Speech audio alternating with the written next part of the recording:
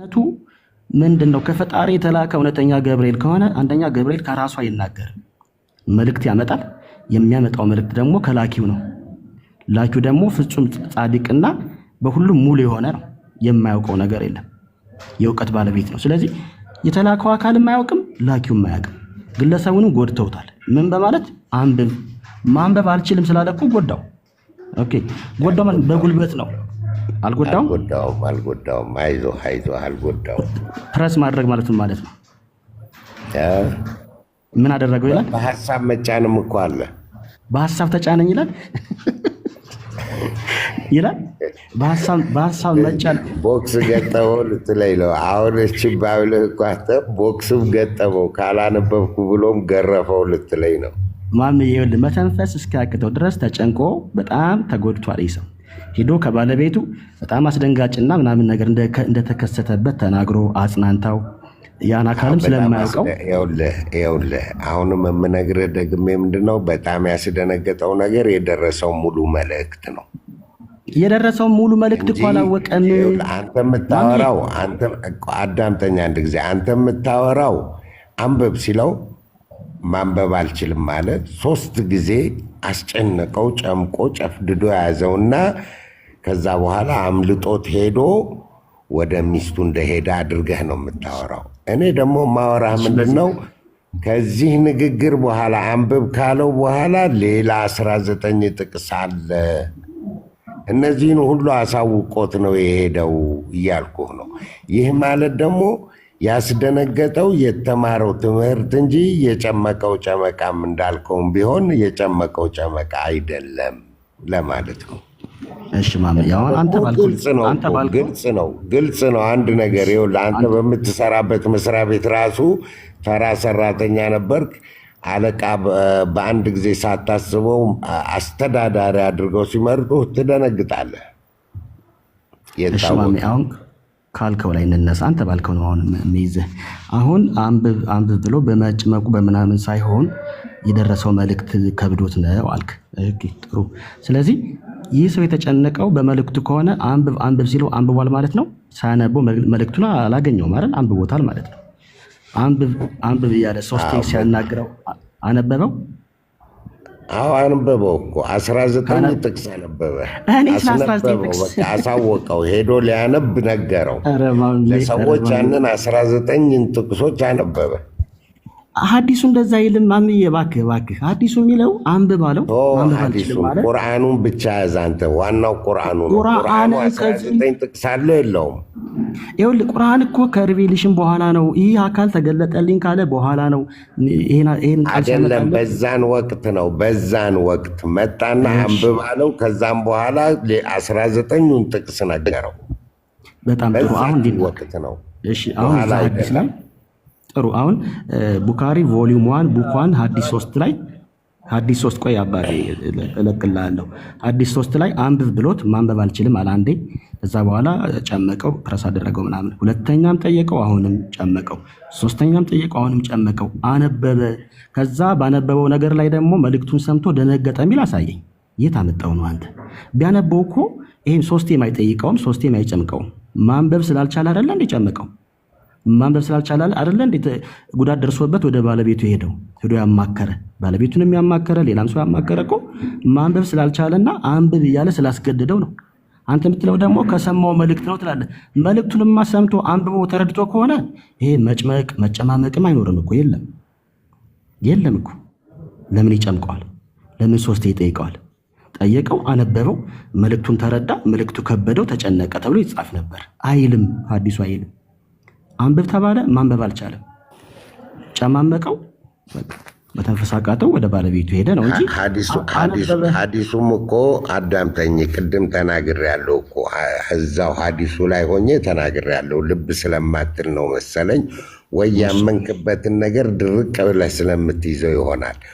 እዛው ሐዲስ ላይ አንብብ ካለው በኋላ ከተጨማመቁ በኋላ አንተ እንደምትለው አይነት ጨመቃም ቢሆን ከሆነ በኋላ የቀረውንም ነገር እንደሚናገሩ እዛው ያመጣኸው ሐዲስ ላይ ይናገራል። አሳየኝ። አሁን ከፍተኸው ነበር እኮ። ይክፈትልና አሳየን አንብበህ። አስረዳን። ከዛ በኋላ ማንበብ እንደቻለ መጀመሪያ መጣ፣ መልአኩ ወደሱ መጣ ይላል። አንብብ አለው ነው የሚል። ቀጥታ ማንነቱን አልተናገረም። ከዛ ማንበብ አልችልም አለ፣ ጨመቀው። እንደገና አሁንም ማንበብ አለኝ አለ፣ ማንበብ አልችልም አልኩት፣ ጨመቀኝ። እንደገና ጠየቀኝ፣ ማንበብ አልችልም አልኩት፣ ጨመቀኝ። ይሄ ነው ታሪኩ። መልእክቱን ሰማ፣ አነበበ፣ ተረጎመ። በልቡ ነው በመጽሐፍ ነው አይልም። አንተ የምታወራው ወሬ ሌላ ነው፣ መጽሐፉ የሚለው ሌላ ነው። ይሄው ሐዲሱ ደግሞ አሁን የከፈታችሁት ሐዲስ ላይ ምን ይላል መሰለ? አርሰለ ፈቃለ እቅራ ነው። ቁልት እኔ ማንበብ አልችልም። እንደገናም ደግሞ ፈአኸዘኒ ፈቀጣኒ ብታንያ፣ ሁለተኛም ጊዜ እንደዛው አለኝ፣ ሶስተኛም ጊዜ እንደዛው አለኝ። እየሸፈነኝ ነው የሚለው፣ እየጨመቀኝ አይደለም በአረብኛው። ثم أرسلني فقال اقرأ فقلت ما أنا بقارئ ማንበብ አልችልም ስለው فأخذني فغطاني ثالثا ثم أرسلني فقال ምን አለኝ በሶስተኛው اقرأ باسم ربك الذي خلق خلق الإنسان من علق اقرأ وربك الأكرم እያለ ቀጠለ ከዛ እስከ መጨረሻው። ይሄው እንደዚህ ይላል። ይሄው አንብበው። አንተ እንግዲህ ያወጣውን ሐዲስ አውጣና አንብበው። አነበበው።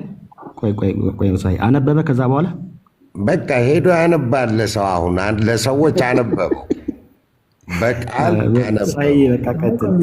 አሁን አንተ ደጋግመህ የምታወራው ነገር ማሚ፣ የንግግራችን ቁም ነገሩ ምንድን ነው መሰለ? ሳሂ የንግግራችን ቁም ነገሩ አንብብ እንዳለው አይደለም ወደ ሚስቱ የሮጠው። ለምን አታዳምጥም? በጌታ ስም እኔ ሚስቱ ሮጠ አሮጠ እሱ ይሹ አይደለም።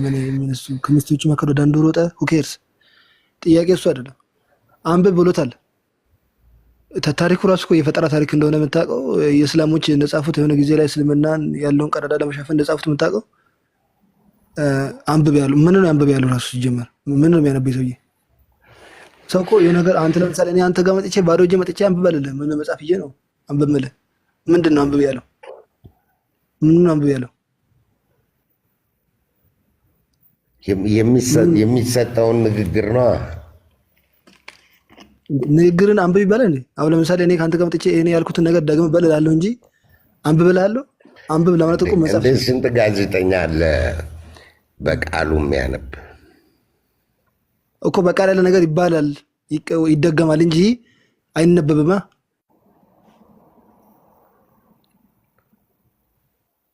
አሁን አንተ እኔ የምለውን ነገር ደግመህ ከኔ ጋር በል እላለሁ እንጂ ምንም ስማ፣ ንባብ እኮ ጽሑፍ ይፈልጋል። የተጻፈ ነገር ነው የሚነበበው። ይኸውልህ እዛው ቁርአኑ ላይ ነግሮሃል እኮ በብዕር ያስተማረ ጌታ ይልሃል እኮ እዛው ይናገራል። እስክርቢቶም እንዳለ ይናገራል። እንዴት እስክሪብቶ ካስተማሩት አይደለም? አየሁ ነው። ይኸውልህ አንብብ፣ ጌታህን በጣም ቸር ሲሆን ያ በብዕር ያስተማረ ይላል እኮ። መቼ ያስተማረው? እዛው ጥቅሱ ላይ የመጀመሪያው ጥቅሱ ላይ አንብብ ያለው አስተማረ ካለ መቼ ያስተማረ? አንብብ በጌታ አስተማረው። ለምን ማየም ሆነ? ለምን ማየም ሆነ? ካስተማረው ምን ማለት ነው? ያስተማረ ብሎ እንዴት ይለዋል ሳያስተምሩ? እሺ እንዳለች ትንሽ እናንብባት። አንብብ በዚያ በፈጠረው ጌታ ስም፣ ሰውን በረጋ ደም በፈጠረው ጌታ ስም አንብብ። ጌታ በጣም ቸር ሲሆን በቃ በአንድ ጊዜ እንድታውቅ ያደርግሃል ማለት ነው። ያ በብዕር ያስተማረ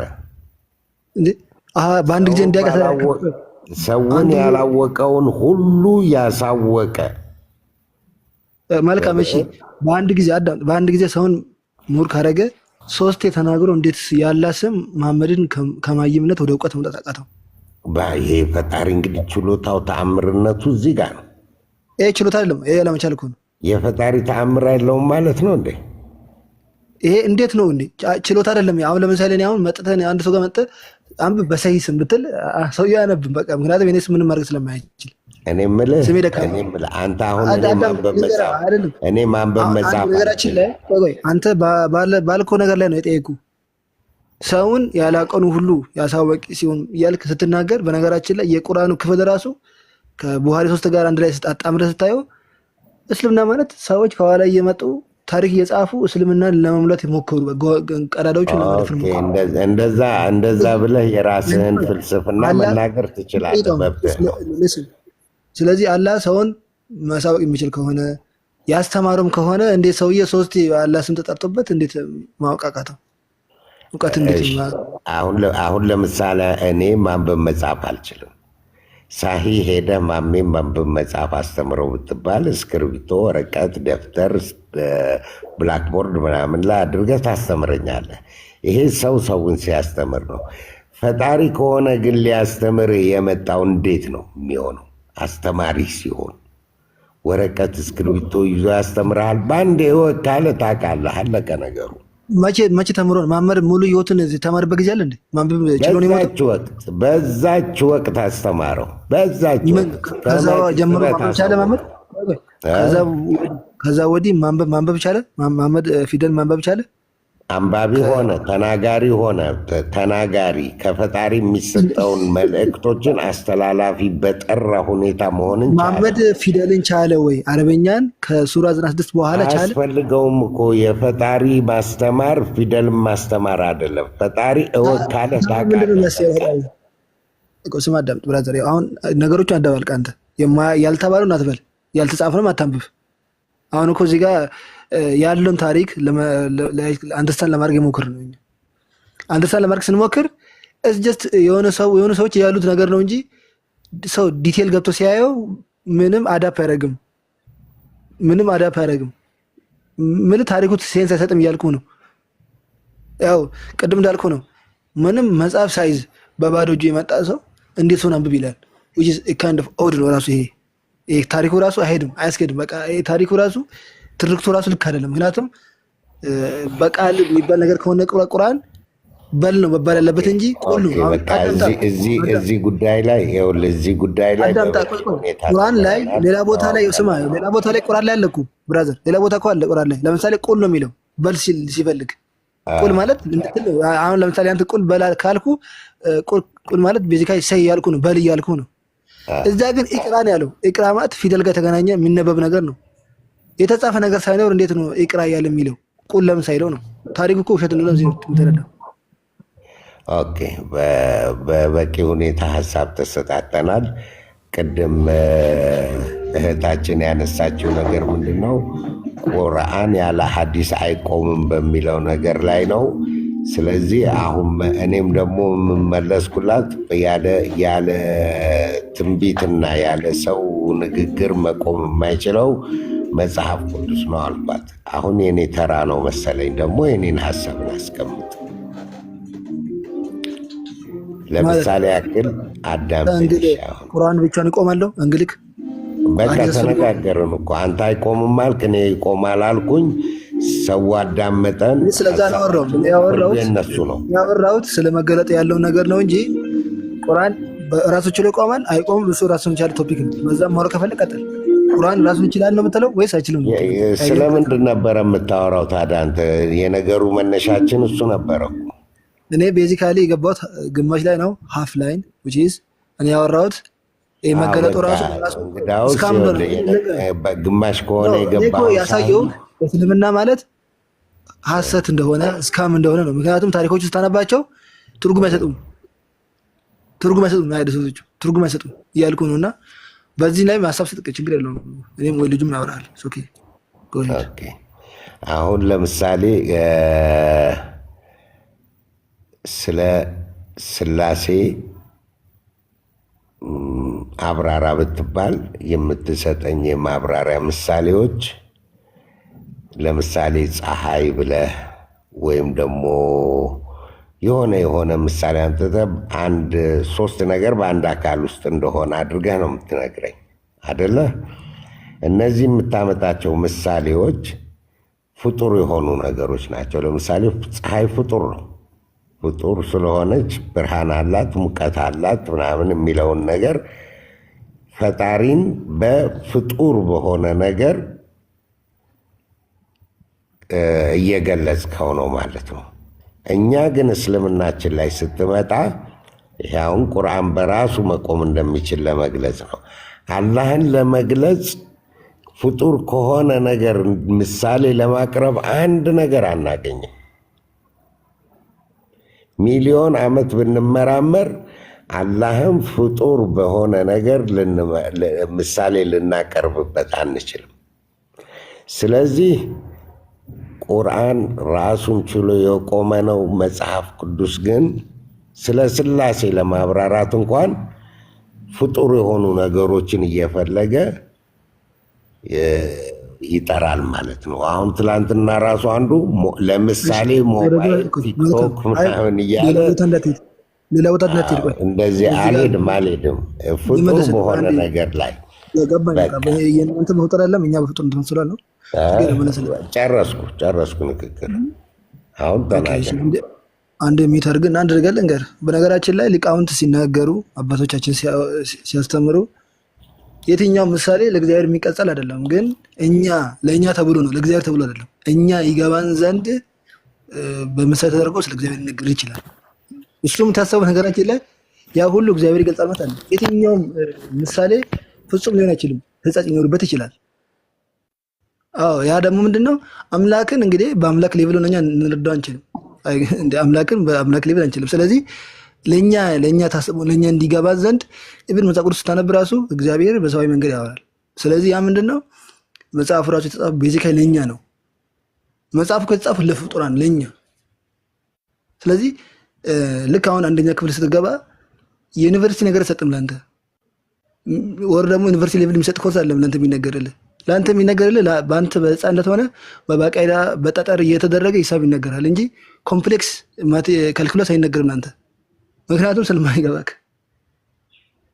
ሂሳብን በጠጠር ያረከው ማለት ሂሳብን አወረርከው ማለት አይደለም፣ ወደ ጠጠርነት ትንሽ ያረከው ማለት አይደለም። አንተ ስለማይገባ ነው።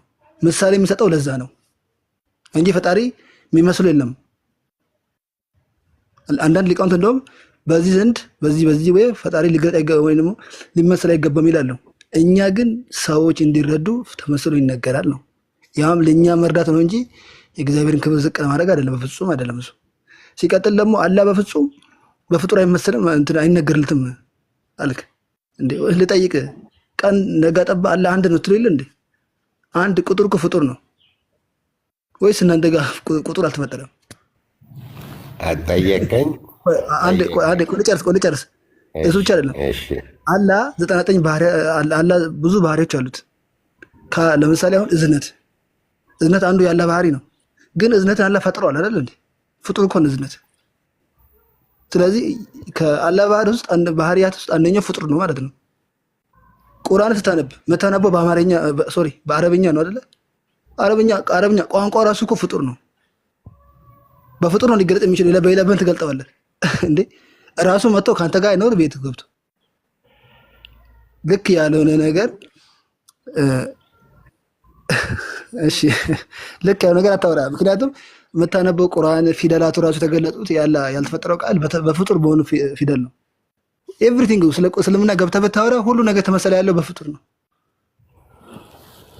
አይደል ነው። ለምን ይሄ ነገር እንደጠፋ አልገባኝም። አላህ አንድ ስትልቁ ቁጥር ፍጡር ስትጨርስ ተናገር በለኝ። ጨርሻለሁ፣ ተናገር። እሺ አሁን እኔ የተናገርኩት ነገር ግልጽ ነው። ስላሴነትን ለማሳወቅ ምሳሌ የምታመጡት ፍጡር ከሆነ ነገር ነው። ይህ ማለት የስላሴ ሶስትነት የሚገለጸው የሚቆመው ፍጡር በሆነ ነገር በመግለጽ ነው። አላህን ግን ልናመሳስልበት የምንችልበት አንድ ነገር እንኳን የለን። ለምሳሌ ብለን አንድ ብቸኛ የሆነ ነገር አምጥተን ለምሳሌ ይሄ ነገር ብለን የምናመጣው ነገር የለም። ይህ ምን ያመለክታል? የስላሴ ነገር ካለምሳሌ መቆም አይችልም። የአላህ ነገር ግን ራሱን ችሎ ቆሟል ያለምንም ምሳሌ። ለምሳሌ አላሁ አሐድ ይለናል። በቃ አለቀ። ይሄ ነው። ማሜ አንድ ነገር ልጠይቀው። ግን እንደኔ አጠር ያለች አጥር ያለ ነገር አጠር ምንም ሳይሆን አንድ ነገር ልጠይቅ፣ የማይመስል ነገር ባታወራ መልካም ነው። እኛ ፈጣሪ በዛ ምሳሌ ቤዚካሊ ይሄ ነው እያልን አይደለም አልኩ እኮ ለእኛ እንዲገባ ዘንድ አይደል ነው። እንዴት እንደማስረዳ አልገባኝም። አንተ እንዲገባህ ነው እንጂ ፈጣሪ ይሄ ነው በዚህ ምሳሌ ተመስሎ በቃ ፈጣሪ ማለት ይሄ ነው። ልክ ለምሳሌ ስለ ስላሴ ስለ ፀሐይ ካወራ በቃ ይሄ ፀሐይ ነው እያልን አይደለም እኮ አንተ አይዲያውን ግራስ ብታደርገው ዘንድ ነው። ለአንተ እኮ የተባለው ለፈጣሪ እኮ አይደለም። ያ ተገልጽለት ፈጣሪ ይሄ ፀሐይ ነው ብትለኝማ ገደል ገባህ። ግን ስላሴነትን ለማሳወቅ ፀሐይን ተጠቀም ለማሳወቅ አይደለም። አንተ እንደተረዳ ነው እንጂ እግዚአብሔርን ለመግለጽ የሞከረ ነው። ያ እኮ በፍጹም እግዚአብሔርን አይገልጸውም። አንተ ግን እንዲገባህ ነው፣ ለአንተ ተብሎ ነው እንጂ ቤዚካሊ ይሄ ነገር ቤዚካሊ ፈጣሪን ይገልጸዋል ያለበትም ሁኔታ የለም። እኛ ላለው ነገር እንዳላችሁ ብላ እኔ እንዲገባኝ ፍጡርን የሆነን ነገር አመጣህና በዛ አስረዳኸኝ። የማስረጃ መልእክትህን አደካማ አደረግከው ማለት ነው። አንድ ነገር ጠይቅህ ቅድም ጠይቄ ያለ ግን አልመለስክልኝ ነገር አለ። ቁጥር ፍጡር ነው አይደለ? ቁጥር ነው። አላህ ስንት ነው? አላህ ስንት ነው? አንድ። እንዴት አላህን በፍጡር የሚገልጹት? እንዴት ነው በፍጡር ቁጥር ለምን ትገልጸዋለህ? አልገለጽ ነው። አንድ ያልከው አይደል? አንድ ያልከው አይደል? እኮ ልመልስልህ። አንድ ፍጡር አይደለም? አንድ ፍጡር አይደለም? ልመልስልህ። መልስ አይደለም የምትፈልገው እኮ አንድ ፍጡር አይደለም ወይ? ቁጥሩ ቋንቋ ፍጡር ነው። ቁጥሩ ፍጡር አይደለም? ፈጣሪ ነው። አንተ ቁጥር ፍጡር ነው። ቋንቋም ፍጡር ነው። ታዲያ ለምንድን ነው አላህ ከፍጡር የማይገለጽ ከሆነ ለምንድን ነው በፍጡር ቁጥር የሚገልጹት? ምሳሌ ግን አላደረግነውማ። ምሳሌ አድርገን አንድን ቁጥር አልጠራንም። ለምሳሌ አንድ ቁጥር አላልንም። ለምሳሌ በምንም በለው ምሳሌ ሙሰደው በምንም በለው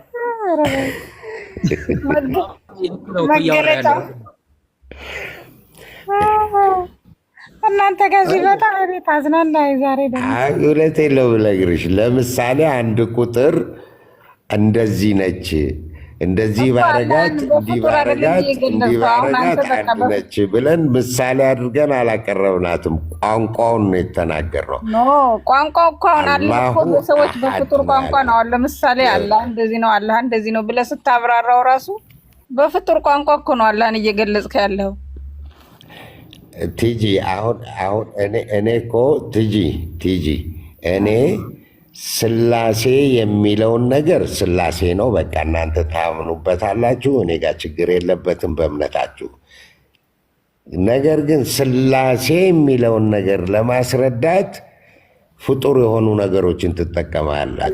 እኛ ግን አላህ አንድ ነው ምናምነው አንድ ነው ብለን ነው የምናምነው። አንድነቱን ለመግለጽ ተፈጥሮ አሁን አንድነቱን ግለጽልኝ እኮ አንድነቱን እኮ የገለጽክልኝ በፍጡር ነገር ነው፣ በአንድ ቁጥር። እንደገና ስላላ ባህሪ ብነግርህ ደግሞ ይኸውልሽ ሶስትነቱን አልተቃወምኩሽም። እምነትሽ ስለሆነ የራስሽ ጉዳይ ነው። ኦኬ እና ታዲያ ስለ ሶስት ቲጂ ሶስት የሚለው የፊደል የቁጥር ነው ፍጡር ነው እያልን ነው። ሶስት የሚለው ራሱ ስለ ሶስት ይኸውልሽ፣ አሁን ስለ ሶስትነቱ ማብራራት ተፈጥሮ መግለጽ ነው። እኔ ግን ስለ አንድነቱን ለመግለጽ ተፈጥሮን አልጠቀምም። አንድ ነገር ልንገርህ፣ ፋየርባክስ ያደረግብህ ወደ አንተ ሲመለስ የማትመለሰው ነገር አትጠይቅ። ብዙ አለ ቁርአን ውስጥ አላህ በፍጡር ነገር የተገለጸበት እሱን ላሳይ ይችላል። ኢንቨስት ግን አንብብ እስኪ ይሄን አንብብ፣ በአረበኛ አንብብና እንትን በለኝ እስኪ ከዚህ ጀምረህ አንብብ። ወይ ሳሂ ቆይ አንብብ ያንተ አምላክ ሐሳብ እንግባባ። በጭቆ ተመስሎ እንደተገለጠ አዳምጠኝ፣ በሐሳብ እንግባባ። ስላሴ ስለ ስላሴ ገባኝ ያንተ አንተ አዳምጠኛ። እሺ አንድ ጊዜ አንተ ስለ ስላሴ ለማስረዳት ገባን። በቃ ስህተት ነው አንተ አይደል ያልከው፣ ለእኛ ስህተት አይደለም። በቃ አሁን አንተ የራስህን አስረዳ። ቀጥል።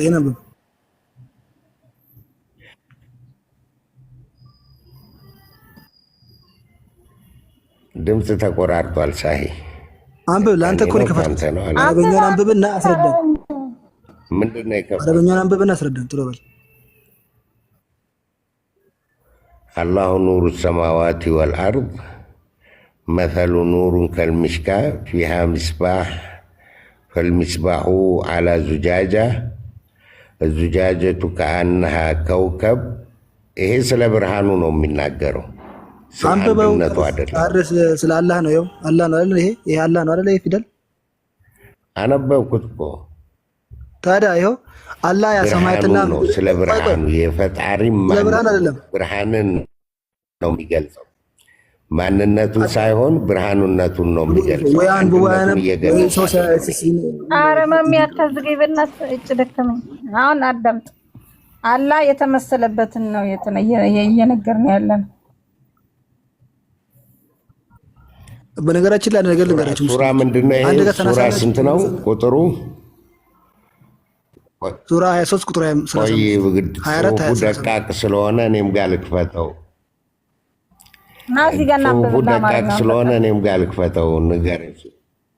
24 35 23 24 ይረብስ። ለእኔ ሰዎች ቲክቶክ ከነ መክፈት ቢቀርብሽ አላህ ቆይ እኔ ላንብበው እስከዛ አማርኛውን ለሌላው ሰው ማሚ እስከሚከፍት። አላህ የሰማያትና የምድር ብርሃን አብሪ ነው። የብርሃኑ ምሳሌ በውስጧ መብራት እንዳለባት ዝግ መስኮት፣ መብራት በብርጭቆ ውስጥ የኮነ ብርጭቆይቱም ፍጹም ሉላዊ አንድነቱ አይደለም። ኮከብ ቆይ አሁን ስለ አንድነቱ አይደለም። ድምፅሽ ይቆራረጣል። ይቆራረጣል ማለት ይሰማል። ሲያዝግ አውቆ ነው። እሺ ቆይ ማሚ የሚታርግና እኔ ላንብብልህ ከመጀመሪያው ጀምሬ። አላህ የሰማያትና እሺ የሚታርግ አላህ የሰማያትና የምድር ብርሃን አብሪ ነው። የብርሃኑ ምሳሌ በውስጧ መብራት እንዳለባት ዝግ መስኮት፣ መብራቱ በብርጭቆ ውስጥ የኮነ በብርጭቆ ውስጥ የሆነ እንትን ይላል። ምስራቃዊው ምዕራባዊዋም ካልኮነች በተባረከች የወይራ ዛፍ ዘይቷ እሳት በማይነካውም እንኳ ሊያበራ የሚቀርብ ከሆነች ዘይት የሚቃጠል እንደሆነ መብራቱ ነው። ይህ ብርሃን ላይ የሆነ ብርሃን ነው። አላህ ወደ ብርሃኑ የሚሻውን ሰው ይመራል። አላህም ለሰዎች ምሳሌዎችን ያቀርባል። አላህም በነገሩ ሁሉ አዋቂ ነው። ይሄ በፋኖስ የተመሰለ አይደል እንዴ? እሺ እዚህ ጋር ስለ አላህ አንድነት ብቻ የሚናገረው የት አለ? ስለ አንድነቱ እኮ አይደለም። ትጂ ቆይ አንድ ነገር ልንገር። ቅድም ምን አለ ሲናገር ይኸው ሰው ወንድማችን ምን አለ? የምንናገረው እኮ ስለ አንድነቱ ነው። ነገር እየደበላለቃችሁ ነው። አሁን ይህንን ያመጣው እኮ ሳሂ ከነገሩ ለመሸሽ ነው። አይደለም። አንተ ምን አልክ? በፍጹም እኛ አምላካችንን በፍጡር ነገር አንገልጸውም አልክ። ይኸው አንዴ ብርጭቆ ጅብሪ ጥጥ እያለ እዚህ ጋር አላህ አንድነቱን ያልኩህ እዚህ ጋር ስማኝ ሳሂ ስላ አንዴ የሚተርክ ኦኬ፣ ለአንድነቱ ሳይሆን ሌላ ነገር የሚቀጥለው ፍጡርነት። አንድ ነገር ልንገርህ፣ የአንተ አምላክ እዚህ ጋር የተገለጠ ያለው በነገራችን ላይ አላህ ምን እንደሆነ ምናት ነገር እንደሆነ እዚህ ጋር በምሳሌ በብርጭቆ በምን እያለ እየገለጸው ያለው ቤዚካሊ ብሎ ታውቃለህ፣ አላህ ነው እየገለጸ ያለው። አላህ ያንተን አላህ ማለት ነው። ያንተ አላህ በፍጡር ነገሮች ይገለጻል ማለት ነው። በፍጡር ነገሮች ቅድም ነበር ያልከው እኛ አምላካችን በፍጹም በፍጡር ነገሮች አንገልጽም አልክ። ይሄ ብቻ አይደለም፣ ብዙ ነገር ማምጣት ይቻላል። አክቹሊ በፍጡር ነገሮች እንደምገልጹት አምላካቸው። ስለዚህ ፋየር ባክስ ያደረገብህ ማስመለሰው ነገር መለሰ መጣ ስታንዳርድ አታርገው። ውይይት ላይ የሰው እንደዚያ ነገር እንደሚያወራ አይገባኝም። ወይስ መስኮት ምን ብርሃን አለው? አሁን ኮከብ አይደለ እንደ ምልክታቸው ራሱ የማታ አምላክ እንደሆነ እኮ በዛ ታውቂያለሽ። ሴቬን አለ ወይ? እንዴት ናችሁ? አለን። አንተ ጥሩ ጸባይ ያለው አንተ ጸጥ ብሎ ነው ያዳምጠው ይሄ ልጅ። አይረብሽም። አንደኛ ነገር ማሜ ትልቅ ሰው ናቸው፣ እያወሩ ነው። በሳቸው መሀል ጣልቃ መግባት ተገቢ አይመስለኝም። አይ እኛም እናከብረዋለን እኮ ቢያዝገንም፣ ለዛ ነው ምናው። አይ ሲጀመር አላህ አምሳያም ቢጤም የለውም፣ መምሰል አይቻልም። እንዴት የትኛው መጽሐፍ ላይ እንደምታነቡ ባላቅም። ሁለተኛ ነገር ደግሞ የአላህ እዝነትና የአላህ ብርሃንን ነው እየነገራችሁ ያለው ጽሁፉ፣ ይሄ አማርኛውን ማለት ነው። ከዛ ጋር የተገናኘ መሰለኝ አዲስ። ኦኬ ያኔ ምሳሌ የኔ ጥያቄ ደግሞ ስለ አላህ አንድነት ለመግለጽ ተፈጥሯዊ የሆነ ነገር ምሳሌ የለንም ነው ያልኩት። ይሄ የሚናገረው ስለ ብርሃኑ ነው እንጂ ስለ አንድነቱ አይደለም።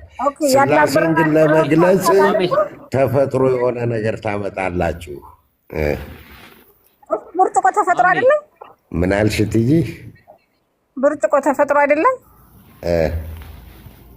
ብርጭቆ ባላ ያለ ብርሃን፣ ይሄ ስለ ብርሃን ነው። ብርሃን እንዴት እንደሆነ ነው የሚነግረን እንጂ ስለ አላህ አንድነት አይደለም። እንዴ ስለ አንድነት ከሆነ ስለምን አላህ በምሳሌ አይገለጽም? ያለ ብርሃኑ ይራፋል። አንድ ነው። አላህ አንድ ነው የሚል ምሳሌያዊ ንግግር አምጪልኝ ቲጂ እና ገላግኝ በእናትሽ። ለምን ስላሴን በፀሐይ ምሳሌ እንደምታደርጉት አላህን ደግሞ አንድ ለመሆኑ ምን ምሳሌ አለ? ይሄው አላህ በመስኮት ይመሰላል። አላህ በብርጭቆ ውሃ ይመሰላል። አላህ በፋኖስ ይመሰላል። እንደ ነው ያለው አይደል? አማርኛው እንደ ብሎ እኮ ነው ያወራው ቲጂዬ እኮ። ታዲያ መመሰል እንደ ብርሃን ነው። አይ ብርሃኑ ነው የሱ ስለ እዝነት ነው እያወራ ያለው። ሲጀምር በሱረቱል ኢኽላስ እንኳን አላህ ስለ ራሱ ሲያወራ እኔ አልዳሰስም፣ አልታይም፣ አልወልድም፣ አልወለድም የሚለውን ለነቢ ሰለላሁ ዐለይሂ ወሰለም በጅብሪል አማካኝነት ነው በል ነው የተባለው። ኦኬ ታዲያ ያ የማይዳሰስ የማይታየው በሚታይ ነገርና በማይዳሰስ ነገር በሚዳሰስ ነገር በመስኮት በብርጭቆ ለምን ይመሰላል? አሁን እዚህ ጋር ብርሃን ነው፣ ስለ ብርሃን ነው እያወራ ያለው። እዛ ጋር ያለው የአላህ ብርሃን እዝነት፣ ስለ ብርሃንና እዝነት ነው እያወራሽ ያለው። ኦኬ እዝነቱ ይታያል። ያኔ እዝነቱን በአይነ መዳሰስ ማየት ይቻላል። ብርሃኑ እዝነት የሚታይ አይደለም። ብርሃን ለምሳሌ ለሁሉም ጀስት ብርሃን አያዳላም። አንድ ብርሃን ማለት ነው። ብርሃን ከመጣ ብርሃን ነው፣ አያዳላም። የቱ ጋር ነው አላህ አልታይም አልዳሰስም ያለው? የቱ ጋር ነው ወንድሜ? ሱረቱል ኢኽላስ ቁል ሁወ ሱረቱል ኢኽላስ ነው። አላሁ ሰመድ። ኧረ ነበረ አሁን እኮ በእስልምና በቃ ውሸት ካልዋሻ አይሰብክም፣ መስበክ አይችልም። አሁን ይሄም ልጅ እንደዚህ አይታይም አይዳሰስም። ትንሽ አዳምጥ፣ ብታዳምጥና ማሜም እየሰማው ነበር። ማሜ አንተም አሁን አላህን አልመስለውም አልክ። አሁን የመጣልህ ክፍል ላይ ራሱ አላህ ምሳሌ ያደረገ ይላል እኮ። አላህ ምሳሌ እያደረገ ይናገራል እያለ ነው። እየሰማህ ከነበረ ሰምቻለሁ። ኦኬ እየሰማህ ከነበረ ስላሴን ለማሳወቅ ይኸውልህ፣ የነገሩ የመጀመሪያ ርዕስ ምንድነው? ቁርአን በራሱ ይቆማል አይቆምም ሲሉ መጽሐፍ ቅዱስም በራሱ አይቆምም በሚል የቀረበው ምሳሌ ደግሞ አዳምጠኛ። እሺ ቢኒ፣ የቀረበው ምሳሌ ደግሞ ምንድነው? ስላሴን ለማሳወቅ እናንተ ጊዜ ስለሌለኝ ተፈጥሮን ትጠቀማላችሁ ነው። ስላሴን አላህም እኮ ራሱን ለማሳወቅ ፍጡራንን ይጠቀማል። ሚዩት መደረግ ከጀመር ልወርድ ነው። አላህ ግን አንድ ለመሆኑ ተፈጥሮ የሚባልን ነገር እየተጠቀምን አይደለም። ለምንድን ነው? ስማኝ፣ አላህ ራሱን ለመግለጽ ያው ተፈጥሮን ተጠቀመ። ብርጭቆ ይጠቀማል፣ በብርጭቆ ውስጥ ያለ ብርሃንን ይጠቀማል፣ ዘይቷን ይጠቀማል። እንደዛ ምሳሌ ቢጤ ነው ብሎ ይናገራል። የአላህ ብርሃን ማለት ነው። ስለዚህ መረጃዎች ከቁርአን ነው መገኘት ብቻ የሚናገር ሌላ ነገሩን ተወው። አሁን ስማኝ፣ አንድነት ምናምን ብለህ አይደለም። እንደዛ አንድነት ብቻ አይደለም። አጠቃላይ አላህ ራሱን የገለጠበት መንገድ ነው። ራሱን ከምን ጋር በነገራችን ላይ አላህ ራሱን ከማን ጋር እንደሚያወዳድር ታውቃለህ? እንደሚያመሳስል ልንገርህ። ከአድመኞች ጋር ሁሉ ራሱን ያመሳስላል። ከአድመኛ ሁሉ በላጭ አድመኛ ማለት የተፈጠረ ነገር ነው። ሰዎች ናቸው። ከሰዎች ጋር ሁሉ ራሱን ያመሳስላል። ኤኒሃው ማሜ እውነት ለመናገር እንደው ሚዛን የሚደፋ ንግግር አይደለም እየተናገርክ ያለው። እንደው ዝም ብላችሁ ፖለቲካ ለመስራት ነው ወይስ ቁርአንን ታውቁታላችሁ? እንዲህ ብላችሁ ስትናገሩ ፖለቲካ ለመስራት እንደዚህ ምናምን። በነገራችን ላይ መጽሐፍ ቅዱስ ላይ ሲገባና መጽሐፍ ቅዱስ ላይ ግባና እስቲ እግዚአብሔር ራሱን በፍጡር መስሎ እንትን ያለበትን አምጣ እስቲ። የቱ ጋር ታመጣለህ? የለም አንተ ጋር ግን ስለ መጽሐፍ ቅዱስ አላውቅም። ግን እኔ ይኸውልህ ቢኒ፣ እኔ ከአንተ ከምላስህ የሚይዘውን ነገር ነው የምናገረው። ከምላሳችሁ ከሌላ ነገር አይደለም። እሱ እኮ ሳይ ነገር ሰዎች እንዲረዱ ሰዎችን ማስረዳት። አዳምጠኝ፣ አንድ ጊዜ አዳምጥ።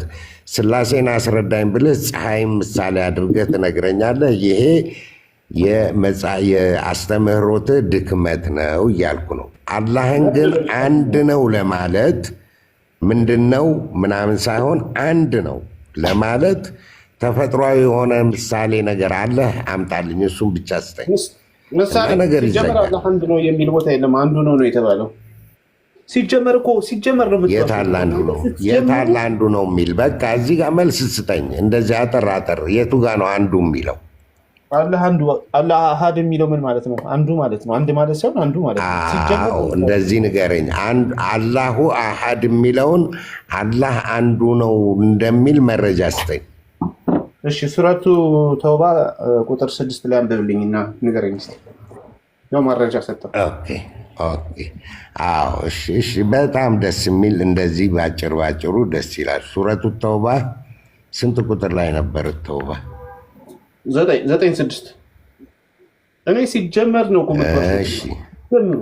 አይ በቃ ይኸውልህ ነገር እንቀጫለን። አሁን እንትን አትበል፣ ወደ ሌላ የሚወስደንን ነገር አታውራ። እሺ እነ አሐዱ ሚነል ሙሽሪኪን ይላል እዚህ ጋር። ከሙሽሪኮቹ አንዱ ማለት ነው። ስለዚህ እዛ ጋ የተጠቀመው ቃል ምንድን ነው? እዛ ጋ ደግሞ ምንድን ነው የሚለው? አላሁ አሃድ ነው የሚለው አይደለ? አዳምጠኛ። እሺ አሁን ለማወቅ ከሆነ የምትፈልገው አዳምጠኝ እኮ። ስለዚህ እዛ ጋ ደግሞ ምንድን ነው የሚለው? እዚህ ጋ ከሙሽሪኮች አንዱ ይላል። እዛ ጋ ደግሞ አላሁ አሃድ ይላል። እዚህ ጋ አሁን ቋንቋውን እንየው። ስም አለ እዚህ ጋ። ማን ነው ስም? ሙሽሪኪን የሚለው ስም ነው አይደለም? ነው የተጠቀመው ቃል ምንድን ነው? እዛ ጋር አሃዱን የሚለው አይደለ እኮ።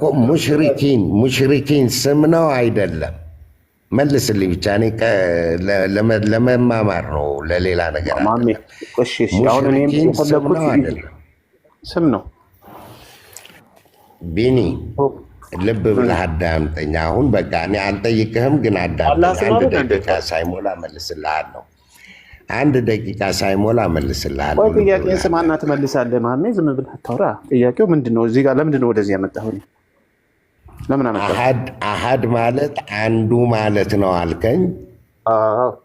ለዚህም ምሳሌ አምጣ ስልህ ይሄንን 6 ቁጥርን ሰጠኸኝ። ማስረጃ ምሳሌ ሲሆን ማስረጃ።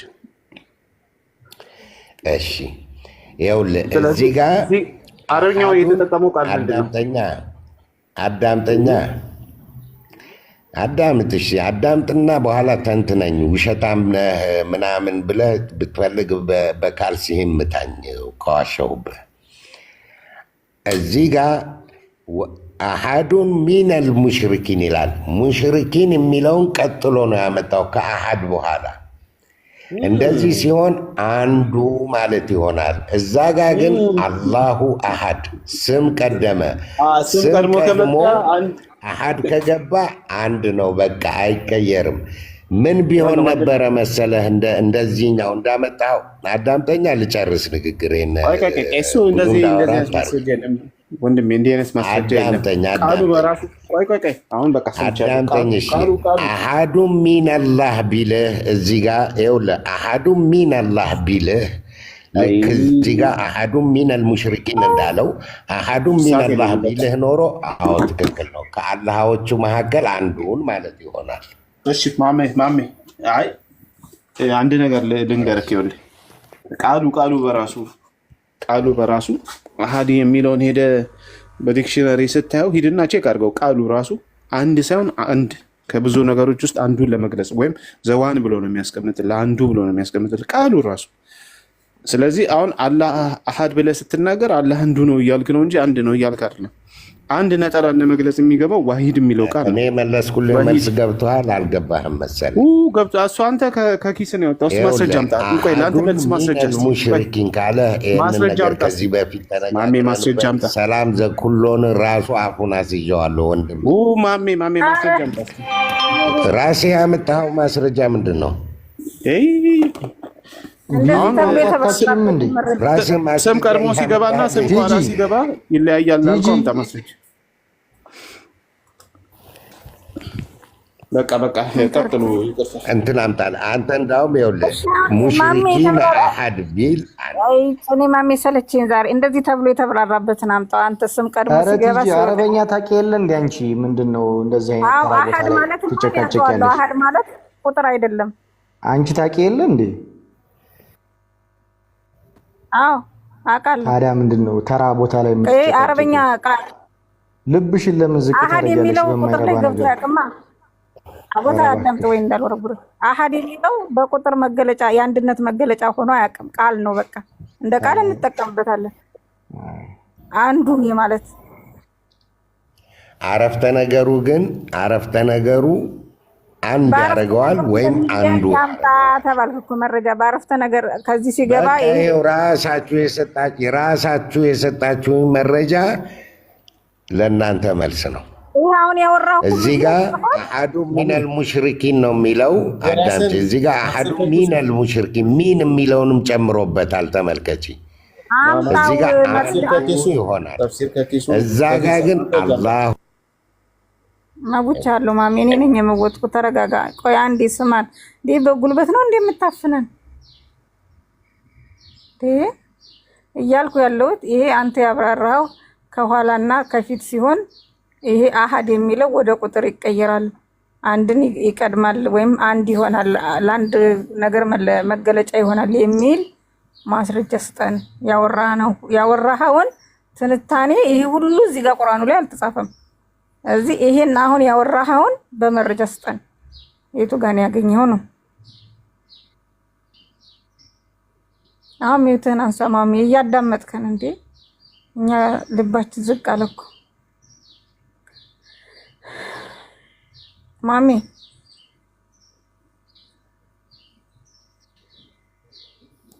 ይሰማል ድምጼ?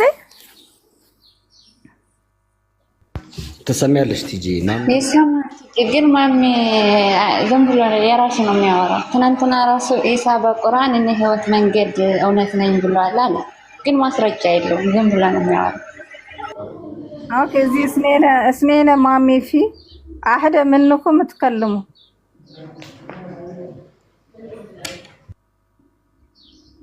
እስኔነ ማሚ አህደ በራሱ ላውራቸው እስኪ በራስሽ ትቀልጃለሽ፣ በርሜሽ ትቀልጃለሽ። አንቺ ቲጂ እኔ ሲሳቅብሽ አልወድምና አረብኛውን ተይው፣ አትናገሪ። ለምንድን ነው ስህተቴን ንገረኝ። አውቃ እኮ ነው ታውቃለች ማሚ። የሰሞኑ የአረብኛ ንግግር ዓለምን እያሳቀ ነው። የእፎይና ቃል ያተናገር አረበኛ ታውቃለች፣ አውቃ ነው ቲጂ። ቆይ አንዴ ተረጋጋ። ቆይ አንተኛው መጉቻለሁ ማሚ። አሁን ከተናገርኩት ላይ ስህተት ምንድን ነው? አወጣጥሽ አሐድ የምትለው አወጣጥ ላይ ትክክል አይደለሽ። አንዴ ስማኝ፣ ቆይ ማሜ ስማኝ። አላህ አሐድ ከተባለ የአላህን አንድነት ይናገራል። ከአላህ በፊት አሐድ የሚለው ቃል ከተናገረ አላህ ብዙ መሆኑን አንዱ መሆኑን ትቀበላለህ ማሜ? ለምሳሌ አሐዱን ሚን አላህ ካለ አሐድ ብሎ ሚን አላህ ብሎ ካስገባ አሐዱን አላህ ቢልስ አሐዱን አላህ ብሎ ነገር የለማ። ቋንቋውም ውስጥ ተመቻችቶ አይቀመጥም። 1239 እስቲ ክፈትልኝ ሳሂ 1239 ስንት ቁጥር? 1239 እሺ እንደዚህ ላይ አንዱ አላህ አንዱ አላህ ገልብጥለት። እሺ ዋህድ ምን አላህ ቢሆንስ ትቀበላለህ? ሚን መግባት አለበት። ዋህዱን አላህ ብሎ ነገር ቋንቋውም የለም እያልኩሽ ነው። ስንት ቁጥር አልከኝ? 12 ስንት? 39 አይ አንተ እኮ በእርግጥ የራስን ተፍሲር አለ። ጥሩ ነው ማሜ፣ የአዲሱ ሙፈሲር ብለንሃል። እንግዲህ መጽሐፍን እንድታሳትም እንትን እንላለን። እስልምና በአዲስ መልክ እየፈሰረ ምንም ቋንቋ ሳትችል የምትሰክስ ምንም ሳትችል ዝም ብለህ እየጠመዘዝክ የራስን የምታደክም እንዴት? እኔ አሁን ለምሳሌ አማርኛ እችላለሁ፣ እንግሊዝኛ እችላለሁ። አረበኛ ማንበብ አታውቅም። ዝም ብለህ ቲጂ ትበልጣለች።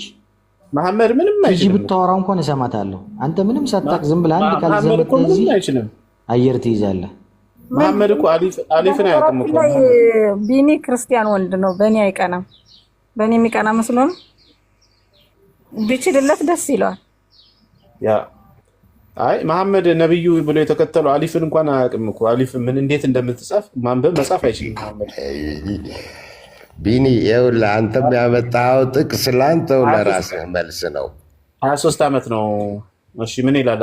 አክፈተውና አንብበው። ምን ይላል አማርኛ? ያ ሳሒቢ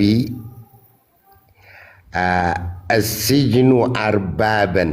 ይኸውልህ አርባብ ብዙ ፈጣሪዎች እንደማለት ነው። አስጅኑ አርባበን ሙተፈሪቁን ኸይሩን አመላሁ ልዋሕድ።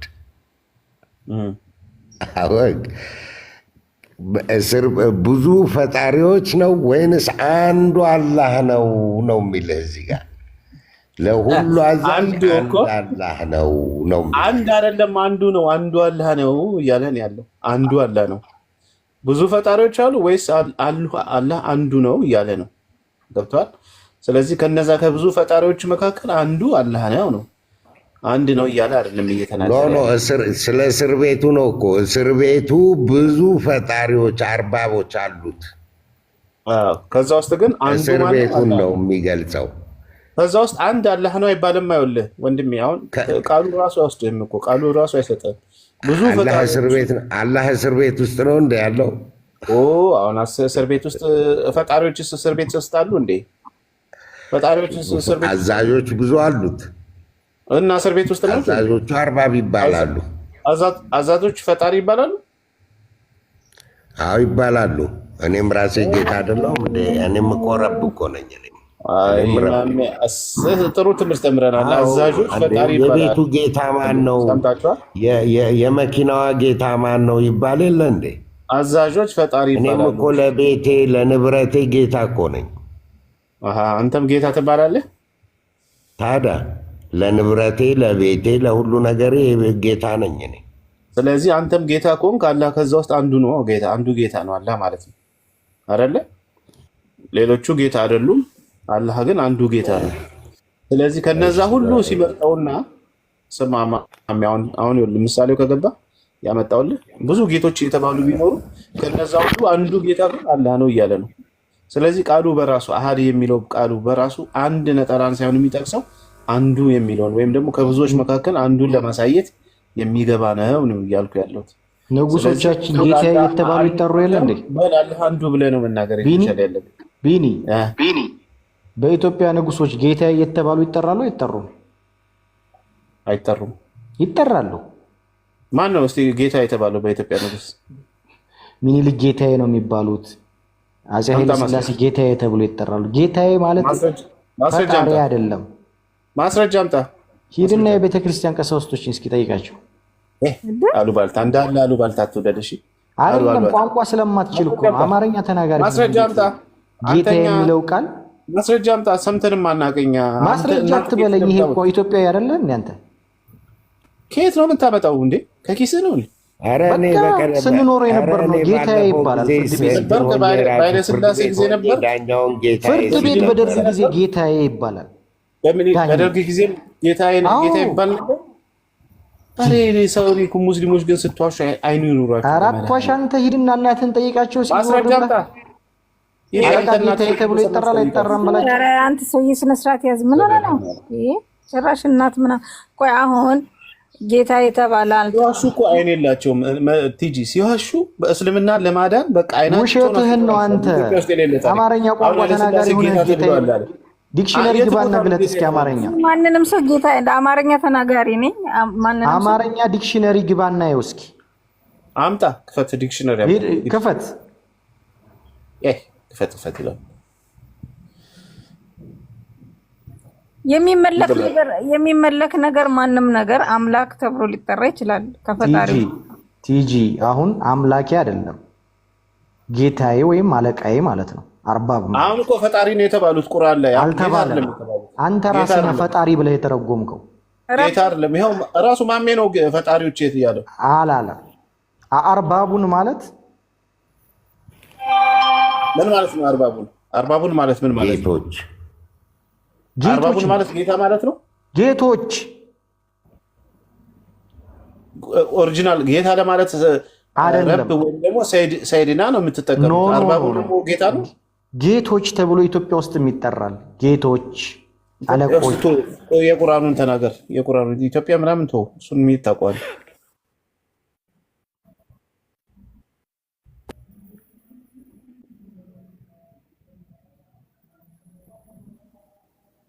ሳይሀለ ቢኒ ስራ ከሆነ ሆይ ቀጥል። ቆይ ቲጂ እኔ ልወጣ ስለሆነ ማሜ ቅድም እኔ የገባሁበት ታስታውሻለሻል? ያረሳሳኝ እዚህ ደረሰ። እኔ እንደዚህ መቆየትም አልፈልግም።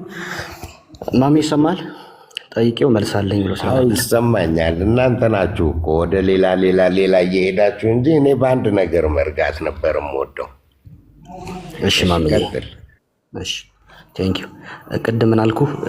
በእስልምና ከምዕመኑ ጀምሮ እስከ ነብያችሁ አምላካችሁን አታቁም እያለሁ እና በዛ ትንሽ እንደውም መረጃ አለኝ ምናምን አልክ። ምንድነው ጥያቄ? እንግዲህ ቁርአን መመሪያችሁ ነው ቁርአን አይደል? ከፈጣሪ የወረደ ምናምን ተብሎ የሚታመንበት። ስለዚህ ከቁርአን አንድ አንቀጽ አንድ ፊደል የመሐመድ አምላክ የተናገረበት ለማን? ለመሐመድ። ለምሳሌ አንድ ጥያቄ ልጠይቅህ። አላህ በቁርአን እኔ አምላካችሁ ነኝ ተገዙኝ ብሎ ቃል በቃል የተናገረበትን አንድ አመጣለህ። አንድ ሁለተኛ ከሙሉ ከ114ቱ ምዕራፍ ውስጥ አላህ ቃል በቃል ለመሐመድ የተናገረበት ወይም የተነጋገሩበትን አንድ ሴንቴንስ ታመጣለህ። አንድ ምንድነው ያልኩህ? መሐመድ እና አላህ አይተዋወቁም። ሁለቱ ይበቃል። ቆይ ወደ ሶስተኛ ከመሄድ ሁለቱ ይበቃል።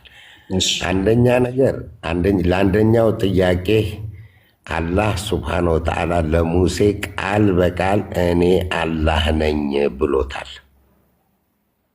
አንድ በል። ይሄ መልስ ይሆነ ለአንደኛው ጥያቄ። ስለ ሙሴ እኮ አልጠየኩም። የሙሴማ መጽሐፉኛ እጅ አለ፣ ከእናንተ እጅ የለም። ሙሴም ነብያችን እኮ ነው ወንድሜ። ቆይ ስለ ሙሴ አልጠየቅኩም ማለት አትችልም። ሙሴም ነብያችን ነው እኮ። አንተ እዚህ ጋር የጠፋብህ ነገር አለ ማለት ነው። ፈልገህ ማግኘት ያለብህ ነገር አለ ማለት ነው። ምንድን ነው እሱ? ቆይ አዳምጠኛ አንድ ጊዜ አዳምጠኛ። የጠፋብህን ነገር ግልጽ ላድርግልህ ለጠቅላላ እውቀት ያክል። የእኛ ሃይማኖት የሚያዘን ከትእዛዛቶቹ መካከል አንዱ ምንድን ነው? የቀደምት ነቢያቶችን መልእክትና ነቢያት መሆናቸውን ማመን ነው። ነቢዩ መሐመድ ከራሱ የሆነ አዲስ ፈጣሪ፣ አዲስ ህግ፣ አዲስ ምናምን ይዞ አልመጣም። የነገረን እሱ አስታውሱ፣ የበፊት ነቢያቶች እንደዚህ እነሱን ተከተሉ፣ እነሱን እመኑ፣ መልእክቶቻቸውንም ፈጽሙ፣ የኢብራሂምንም ህግ ተከተሉ፣ የሙሴንም ያናገረውን ነቢይ ሙሴንም ያናገረውን አምላክ እመኑ ነው ያለን።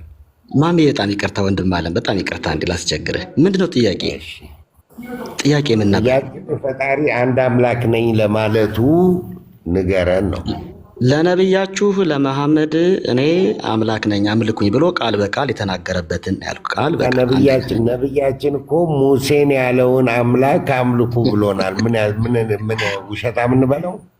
እሺ ቃል በቃል የተናገረበትን ለመሐመድ ቃል በቃል እንደዛ ያለበትን አምጣ ቁርአን ላይ ነው ያልኩ። አንደኛ። ሁለተኛ ከ114ቱ ምዕራፍ ላይ አላህ የተናገረበትን እራሱ እንግዲህ አላህ በእውነት ህልውና ያለው የሚናገር የሚሰማ ከሆነ መቼም ለነብዩ መናገር አለበት። ምክንያቱም የላከለት አካል አለ ተብሎ ይታሰባል። የላከለትን አካል ደግሞ ከሱ በቀጥታ አላህና መሐመድ የተነጋገሩበት ማለት ነው።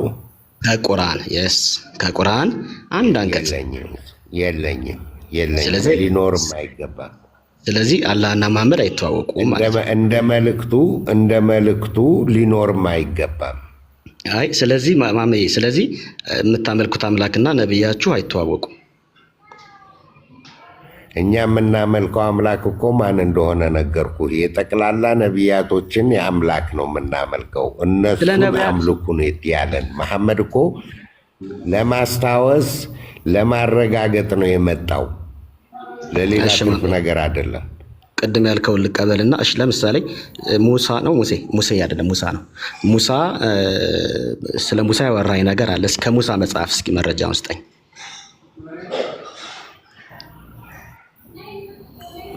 እኛው መጽሐፍ ላይ አለ። ኖ አይደለም፣ ኮት ተደርጎ አይደለም። ሙሳ እንዲህ ተብሎ ነበረ። ይሄ እኮ አልሽ ነው የሚሆን ማምዬ። እኔም እኮ እንደዛ ማለት እችላለሁ። እንደዚህ ያሉ እንደዚህ ያለ ሳይሆን ከመጽሐፉ፣ ይሄ ስም ማጥፋት እንዳይሆን ከመጽሐፉ ካለ እሱን እሰማለሁ። ከዛ ውጭ ስለ ሙሳ፣ ስለ ዳውድ፣ ስለ ሰለሞን አልሰማም።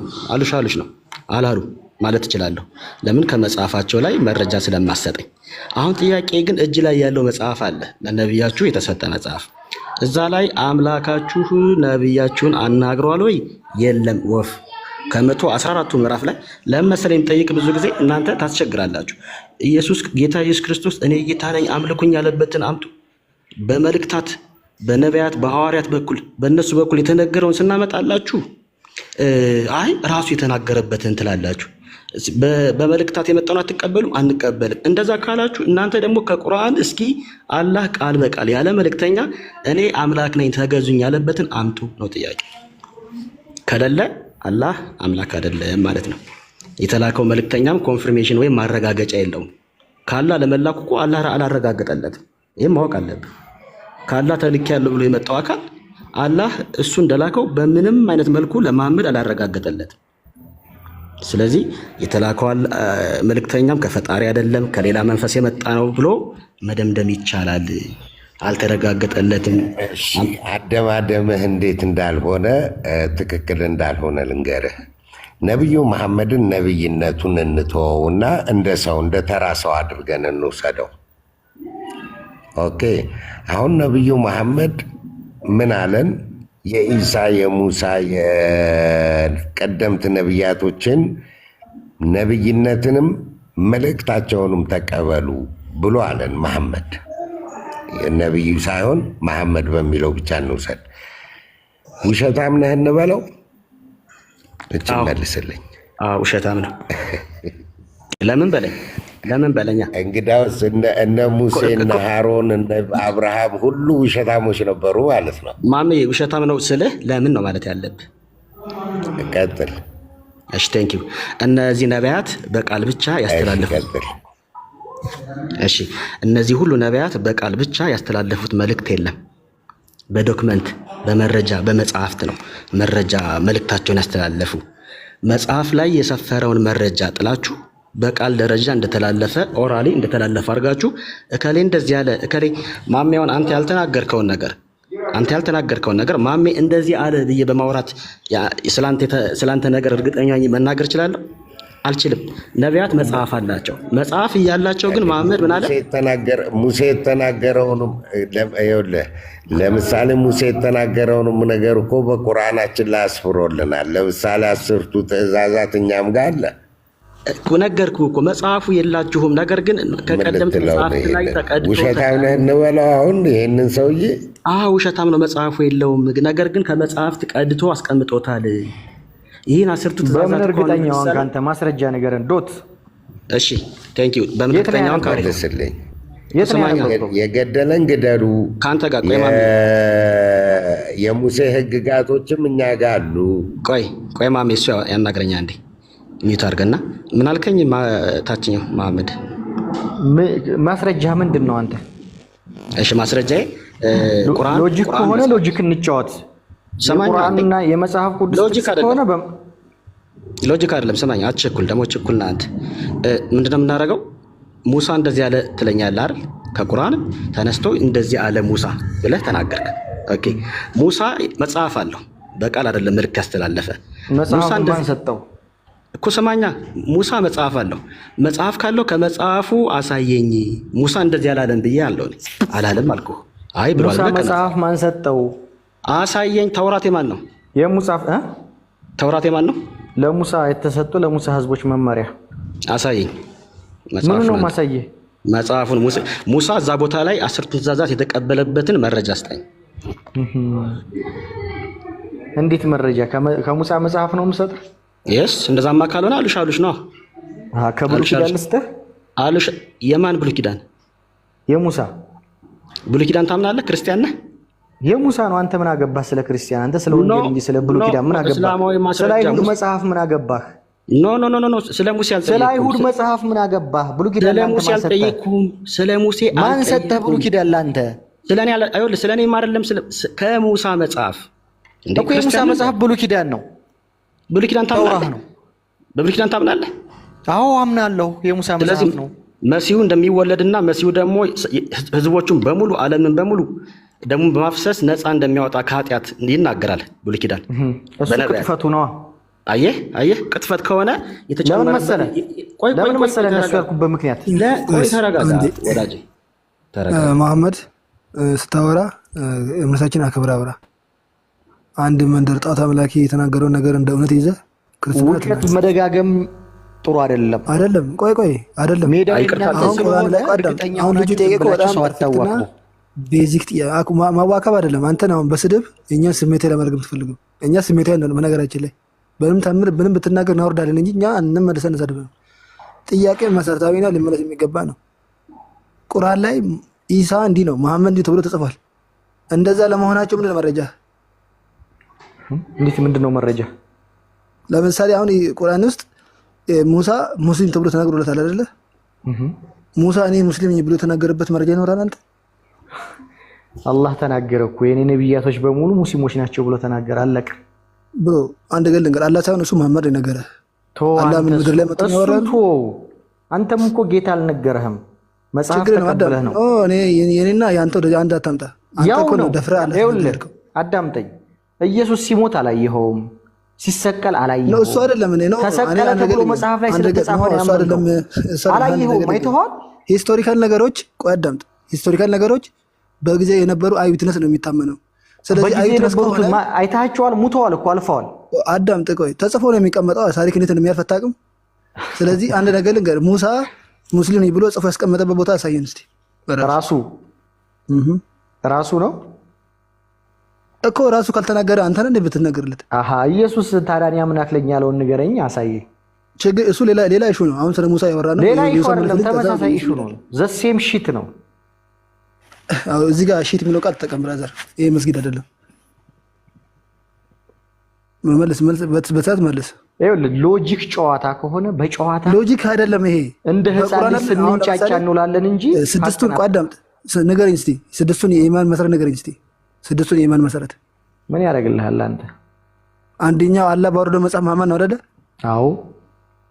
ምን ብለህ ነው የምታምነው? ተበርዟል ብለህ ነው የምታምነው ወይስ መጽሐፉን አለ ብለህ? ተውራት ለሙሳ ተሰጥቷል፣ ወንጌል ለኢየሱስ ተሰጥቷል፣ ዘቡር ለዳዊት። ኦኬ መልካም እሺ፣ ተሰጣቸው። መልካም ተሰጣቸው። ከዛ ምን በዘመኑ ተመርተውበት አልፈዋል። እንዴ አንድ ነገር ስታምን ምንድን ነው የምታደርገው? ሰው ማመን ማለት ምንድን ነው በትርጉሙ? ወርደዋል፣ የጌታ ቃል ናቸው ብለህ መን ነው። እንደዛ የሚል የለማ መጽሐፍ ላይ። እንደዛ ነው የሚለው። ሁሉም ምን እንደ ረቢና ነው፣ ሁሉም ከአላህ ከጌታችን የመጣ ነው ብለህ የስድስቱ ኢማን መሰረቱ እኮ ስትናገር አላህ ባወረደው መጽሐፍ እመን የሚል ነገር ነው እንጂ አምናለሁ ብለህ የምትናገረው እንጂ ወርዶ ነበር የሚል ነገር አይደለም። አላህ ባወረደው መጽሐፍ ማመን ምንድን ነው? መውረዳቸውን እመን ነው የሚለው እኮ። ማመን ምንድን ነው? ማመን በቃ የአላህ ቃላቶች ናቸው፣ የአላህ መጽሐፎች ናቸው፣ መመሪያዎች ናቸው ብለህ እመን ነው። ስለዚህ አላህ ያወረዳቸው ነገሮች አሁን ጠፍተዋል ብለህ የምታምነው ወይስ በዘመኑ የነበሩ ሰዎች አምነህ ትመራባቸዋለህ? ምን አልከኝ? አምነን የምትመራባቸው። ኦኬ አንድ ጥያቄ ልጠይቅህ። እሺ መልስልኝ። ኖ እሺ ችግር የለም መልስልኝ። ተውራህ እያለ ካልተመራህበት ለምን ታምናለህ? ተውራህ እያለ ኢየሱስ ወንጌልን ይዞ ለምን መጣ? ወንድማችን እኔ እንደዚህ አይነት ቀን ተውራህ እያለ ኢየሱስ ወንጌልን ይዞ ለምን መጣ? ኢየሱስ ወንጌልን ይዞ መጣ። ኢየሱስ ወንጌልን ይዞ ለምን መጣ? ተውራህ እያለ አይሁዶች ተውራህ እያላቸው ጥያቄ አላልኩ ነው። አምንበታለህ አልክ። ካመንክበት ትመረበታለህ። ሰው መቼስ ካመንበት ይመረበት ይገባዋል። ምን እንደምትጠይቅ እኮ ስለማቅ ነው። ችግር ነው እኮ። ስለዚህ ትመረበታለህ። ተውራህ እያለ ወንጌል ለምን መጣ ምድር ላይ? ኖ አይደለም። ወንጌል መጣ የሚል የቱ ጋር ጽፎ ነው? አንድ ነገር ልንገርህ፣ እሷን ለምትመልስልኝ አንድ ነገር መልስልኝ። ችግር የለም። ተውራህ እያለ ወንጌል ለምን ኢየሱስ ይዞ መጣ? እኔ የጠየኩህ ያንተ ጥያቄ በጥያቄ ነው የሚመለሰው። ለምን ነው በጥያቄ የምትመልስልኝ? ለምን መሰለህ? ምን ልታስብ እንደምትችል ስለማቅ ነው። ነው የፈለኩት ላስብ። እኔ ጥያቄ ካለ እኔ ላይ ክርስትና ጥያቄ ካለ ጨርሰና እኔ ትጠይቀኛለህ። ገና ነገር ክርስትና ጥያቄ ለምን ቁርአን ወረደ ልትለኝ እኮ ነው። ለምን ወረደ ለማልኩት እኔ ወረደ ምን ነገር ወጣኝ እኔ እና ታዲያ ተውራህ እያለ ተውራህ የምታገኘው ምን ታደርግበታል? ተውራህ ለዘመኑ ላሉ ሰዎች ነው። እኔ ያልኩት ያንተን ጠይቁ። በአንተ ላይ አላህ ባወረደው መጽሐፍ አምንበታለሁ አልክ። አዎ። አላህ ባወረደው መጽሐፍ ደግሞ በእስልምና የሚታመነው ተውራት ተብሎ ነው የሚታመነው። አዎ። ምን ብለህ ነው የምታምነው? ነው ወንጌል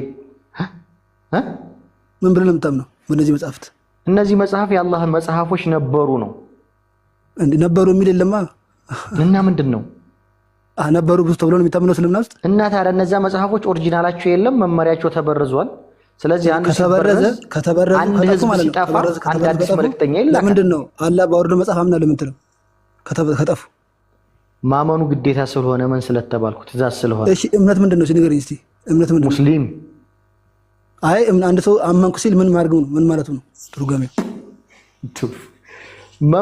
ይሄ ጌታ መጽሐፍ ነው አይደለም ተብለህ ብትጠየቅ ወንጌል መጥቶ ለምሳሌ አንተ በተውራ አምናለሁ አልክ። ሰው ሲያምን ምንድን ነው የሚያደርገው? ተውራህ ምን ያዛል መሰለህ? ለምሳሌ አንተ በቁርአን ታምናለህ? አዎ። አመንክ ማለት እንዴት ብለህ የምታምነው? ምን አድርገህ ነው አመንክ የምትባለው? አሁን ምሳሌ ተውራህ ጌታ አንድ ነው ይለኛል። ተውራት በለኝ። ቁርአን አመንክ አይደለ? ቁርአን ታምናለህ። ስለዚህ ቁርአን ወርዶ ነበር ብለህ ነው የምታምነው ወይስ አምነህ ትመራበታለህ? አምኜ ነው የራሴ ነው የተሰጠኝ በኔ ዘመን። ታዲያ ለቁርአን ማመን ማለት መመራት ከሆነ በተውራ አምናለሁ ብለህ ለምንድን ነው በተውራ የማትመራው? ተውራ ተመራ ብሎ አላህ ስላላዘዘኝ። ተውራ ማመለከተም አንተ? አዎ አላህ አላዘዘኝ። በቁርአን ተመራ እንጂ በተውራ ተመራ ስላላለኝ። መልካም። ተውራት ካልተመለከተክ ያንተ ካልሆነ ለምንድን ነው አላህ ባወረደው መጽሐፍ አምናለሁ ለምን ትላለህ? ያንተ ካልሆነ አላህ ምን ስላለኝ። ምን ነው ምን ያለ አለ? በተውራ በወንጌል። ስለዚህ እመን ካለ ልትከተለው ይገባላ። የእሱን ትእዛዝ ነው እንጂ አንተን ትእዛዝ እኮ አይደለም የምከተለው። ምኑ ጋር ነው አላህ እመን እንጂ አትመራበት ያለ? በቁርአን ተመራ ነው። ሁደል ሊናሲ ለሰዎች መመሪያ ነው ተመራ ብሎ ሰጠክ። ስለ ወንጌልና ስለ ተውራት ሲወራ ደግሞ እነሱ የአላህ ቃል ናቸው መኑ ተባለ። አይደለም እኮ አሁን እኮ አንተ የምታወራው ነገር ወደ ገራችን የምታወራው ነገር የቃላት ጨዋታ ነው የሚባለው። በዚህ አይነት ጦርነት አይደለም። በቁርአን ላይ እኮ እንደዚህ ለምሳሌ ምንም አይነት ትምህርት ማስተማር አትችልም። በዚህ አላህ ባወረደው መጽሐፍ አምናለሁ ብለህ ትላለህ። መጽሐፍ አለ ስትባል የለም አምናለሁ። መጽሐፍ የለም ምንም የምታምነው መጽሐፉ ከየለም ጠፍቷል ብለህ የምታምነው አይደል እንዴ? የሌለ መጽሐፍ እንዴት ታምናለህ? የኔ ነው አለህ። መጽሐፉ የለም እኮ እንዴት? አሁን ለምሳሌ ነው አዳምጠኝ፣ አዳምጠኝ። ሰው እንዴት ሙሴ ነብይ ነው አብርሃም ነብይ ነው ብለህ እመን አለኝ። አላህ ነብይ ነው። መልካም። አብርሃም ነብይ ነው ብለህ እመን አለኝ። አብርሃም ነብይ ነው ብለህ እመን፣ ሙሴ ነብይ ነው ብለህ እመን አለኝ። መልካም ገባኝ እኮ አመንኩኝ። ካሌለ እነሱ እኮ የኔ መሪ ነው አይችሉም። ሙሴ ለአንተ ተላከው እንዴ? ለአንተ ተላከው ማን? ሙሳ ለአንተ ተላከው? ለሙስሊሞች በጊዜው የነበሩት ለእስራኤላውያኖች። እሱ ታመጣለህ መረጃ። ሙስሊም የሚል ቃል ራሱ ለመኖር በዛን ጊዜ ታመጣለህ መረጃ። ነገር ግን ሙሳ ለአንተ ካልተላከ ተውራትም ከቁርአን ውጪ ለአንተ ካልተላከልህ ለምን ታምናለህ ነው ጥያቄ።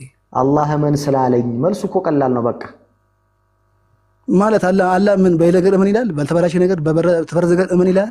የኔ ስለመሆኑ ምን አለህ? በቃ አለቀ። መረጃስ የኔ ስለመሆኑ ምን ያለበት?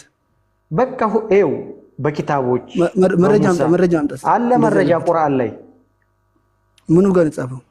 ቁርአን ላይ ሙሉ ተጽፏል። ምኑ ጋር?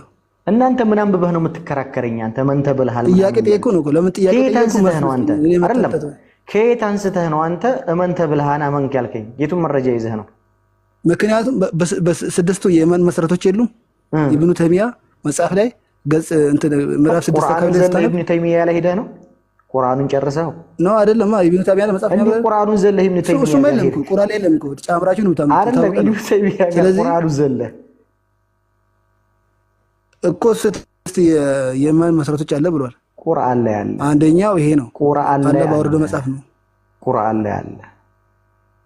ኦኬ ስድስቱ የማን መሰረቶች ቁርአን ላይ አለ ስድስት ተብሎ ተጽፏል። በኪታብ ማመን፣ በመልእክተኞች ማመን፣ በመላእክቶች ማመን ተጽፏል ወይ? እኔ እኮ ጥያቄ የምጠይቅ ነገር አታውራልኝ። ተጽፏል። ወርደው ነበር ብለህ ነው የምታምነው? ተጽፏል። አዎ ወርደው ነበር። ለዚህ ዘመን መመሪያ የሆኑም እነሱ መረጃ አምጣ። እሺ ለምን ነው ደረቅ ክርክር የምታርገው? ወንጌል ለምን ወረደ? መች ተረካረኩት? መረጃ አምጣልኩ። ወንጌል ለምን ወረደ?